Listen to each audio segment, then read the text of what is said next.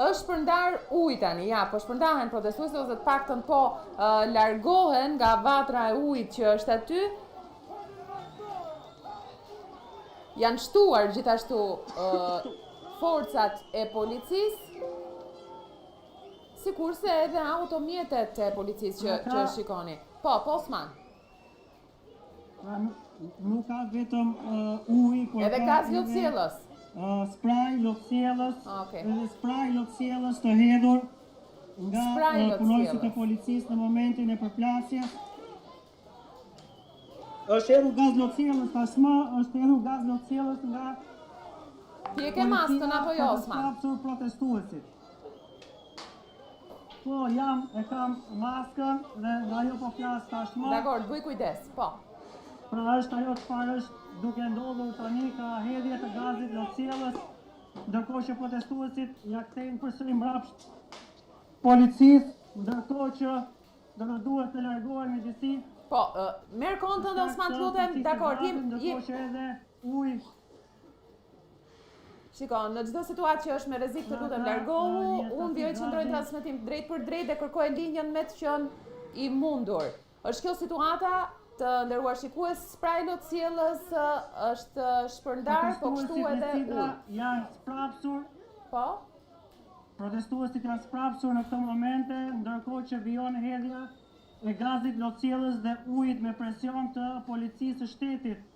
Në këtë moment ku protestuesit ishin vetëm rreth 200-300 metra larg drejtorisë së përgjithshme të policisë së shtetit, ku po shkonin aty sepse deklaronin se policia e shtetit është e kriminalizuar, drejtohet nga eksponent të krimit të organizuar. Ndërkohë që ka individ protestues, por edhe kalimtar të cilët nuk ndihen mirë si pasojë e gazit lotësielës dhe janë duke u larguar e u ndihmuar nga persona të tjerë, ndërkohë që do shikojmë çfarë do ndodh tashmë me protestuesit.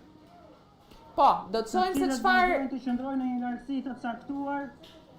Janë në lëvizje në fakt edhe pse zona aty është boshatisur, por ka dhe nga ata që qëndrojnë dhe hedhin kapsolla apo nuk e di molotov për momentin, sepse molotov është hedhur edhe në lumin Lana. Ja, kanë zbritur protestuesit, madje kanë marrë dhe maska me vete, përveç ujit është hedhur spraj lotësielës dhe gaz lotësielës. Osman, na bëj pak dallimin lutem për të gjithë ata që nuk e din. Ka një person që ndihet keq, është ndier keq.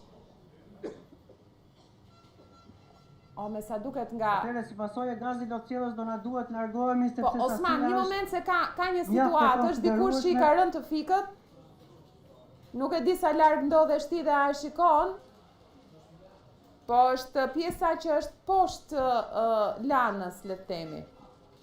Si duket janë larguar nga gazi lotësielës dhe nga uji që është shpërndar me presion dhe është kjo situatë tani. Nuk e di nëse ka autoambulanca aty pranë që kanë shoqëruar gjithmonë protestat, nuk e di nëse është një e tillë aty pranë ditën e sotme, Osman. Është dikush që ka nevojë për ndihmë. Atëherë, në afërsi këtu ne jemi me pamjet, ku është doktor Sali Berisha, i cili është në një situatë disi të vështirë si pasojë e gazit lotësielës, janë truprojat e tij të cilët janë duke e pajisur me syze dhe me mask antigaz, ndërkohë që protestuesit janë duke u sprapsur. Pra në vendi ku ndodhem jam me zotin Berisha, i cili nuk është ndier mirë të paktën nga ajo se çfarë pash, ka kërkuar ndihmën e maskës dhe është duke marshuar tashmë, duke u kthyer mbrapsht së bashku me protestuesit e tjerë, të cilët gjithashtu pra janë duke u kthyer. Është ky momenti që është duke ndodhur në këtë çaste, teksa do të shikojmë se si do të vijojë tashmë protesta e Partisë Demokratike dhe partive të tjera opozitare, teksa personat janë duke u kthyer mbrapsht, pra në rrugtimin që ata kishin nisur. Pra iket andej tani. Nuk është se ka një pritje dhe për të rikthyer, por me sa duket po iket prej andej. Shohim që edhe vetë zoti Berisha është me mask, deputetët e tjerë gjithashtu, pra të gjithë ata që kanë qenë shumë pranë kontaktit me policin, me sa duket janë prekur nga gazi lotësjellës. Nuk e di dhe nëse ka informacione, ndoshta në minutat në vijim për personin që ndihej keq dhe që ishte poshtë me sa duket ishte momenti ku u hodh me presion ujë, spraj dhe gaz lotësjellës, çka bëri që të shihnim atë situatë. Do të kërkoja përsëri një lidhje drejt për drejt me Klodi Lalë, nëse ka ajo një informacion më tepër. Klodi, më dëgjon? Po nësi ta të dëgjoj. Ku ndodhesh konkretisht? Nëse operatori Ervin Daja mund të më fokusoj, jemi pikërisht përpara godinës së drejtorisë së përgjithshme të policisë së shtetit. Duhet kemi parasysh që në momentin që shpërndohet forcave të policisë, aty ku është krijuar një kordon dhe patin përplasje mes policisë dhe protestuesve, tashmë të gjithë protestuesit janë zhvendosur në të njëjtën trajektore ku lëvizën edhe më herët për të ardhur përpara godinës së policisë së shtetit dhe janë duke u rikthyer mbrapsht me sa duket për të shkuar në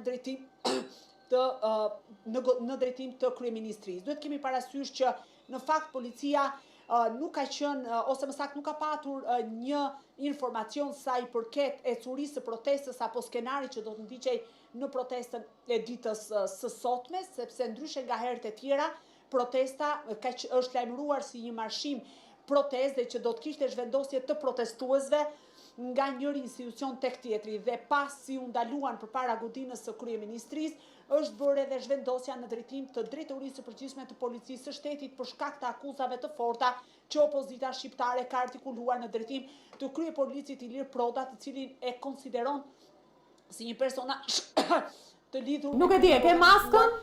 Nuk e mas? Zoti Berisha, për momentin jo, por jam në gjendje që të raportoj, kështu që do përpiqem ta përballoj deri në fund sa të sqaroj situatën këtu. Ajo çfarë është e paqartë është duke qenë se është lëvizja në një trajektore, pra për gjatë lanës, ka qenë thuajse e pamundur edhe nëse do të kishte protestues apo forcat policisë që nuk do të ndiheshin mirë gjatë përdorimit të gazit lotësjellës apo të ujit me pra që është me piper dhe që nëse prek tek syt mund të krijojë problematika tek protestuesit, ka qenë thuajse e pamundur për të hyrë ambulanca dhe deri në këto momente nuk kemi parë të qarkulloj në të dyja akset e Unazës një ambulancë, sepse aksi që faleminderit që e sqarove, sepse është dikush që ndihet keq aty dhe ka nevojë për ndihmë, ambulanca nuk i shkon dot. Po Klodi. Atëherë, nga kryeministria, pra përgjatë lanës për në drejtim të drejtorisë së përgjithshme të policisë së shtetit, është totalisht është i bllokuar kalimi për shkak se janë duke marshuar protestuesit dhe gjatë gjithë rrugës kanë përdorur hedhje të molotovëve duke i vendosur te koshat e plerave dhe her pas here ka pasur edhe zjarr në koshat e plerave. Ndërkohë që në anën tjetër, pra në anën e kundërt të lëvizjes, aty ku në fakt një periudhë një pjesë të kohës kemi lëvizur edhe ne, sepse ka qenë vetëm mundësi për të lëvizur me automjetet tona të direktes. Në ato anë ne nuk kemi arritur me kamerat tona dhe operatorët tonë të filmojmë një autoambulancë që të vijë dhe të japë ndihmë. Megjithatë, për momentin, sikurse thash, përpara godinës policisë së shtetit, është i pozicionuar një automjet që hedh ujë, pra ujëhedhës me qëllim për shpërndarjen e protestuesve, por gjasat janë që të mos rikthehen më protestuesit tek godina e policisë së shtetit, sepse ata janë rikthyer mbrapa dhe gjitha gjasat janë që të ndalohen sërish përpara kryeministrisë, aty ku deklaruan që do të rikthesin sërish nëse nuk do të mbajnë trajektore tjetër për në drejtim të kuvendit apo të ministrisë së brendshme. Dhe normalisht kjo pjesë është thuajse e paralizuar dhe ne jemi duke kthyer mbrapsht për të parë edhe trajektoren e lëvizjes së protestuesve. Në fakt, sikurse thash, protestuesit nuk kanë hedhur molotov apo mjete pyroteknike mbi punonjësit e policisë apo në drejtim të godinave, por kanë ndjekur strategjin për t'i hedhur te koshat e plerave, po pavarësisht kësaj, në momentin që ka patur një tension, policia nuk ka pritur as ndoshta disa sekonda për të filluar menjëherë përplasjen dhe për të përdorur gazin lotësjellës apo ujin për shpërndarjen e tyre. Do të përpiqem që me operatorët tanë të shkojmë pak më afër për të kuptuar çfarë po ndodh aty, me qëllim që të kemi edhe një panoramë të qartë të asaj çfarë po ndodh, sepse jemi mes godinës së policisë së shtetit dhe rrugës së Elbasanit, pra kryqëzimit të rrugës së Elbasanit, për të monitoruar të dy anët e protestës dhe të zhvillimeve që po ndodhin. Okej, faleminderit shumë Klodi, ka një reagim të Ramës, Shqipëria me botën e lirë kundër mullahve të Teheranit, opozita shqiptare me plehrat kundër qytetarëve të Tiranës.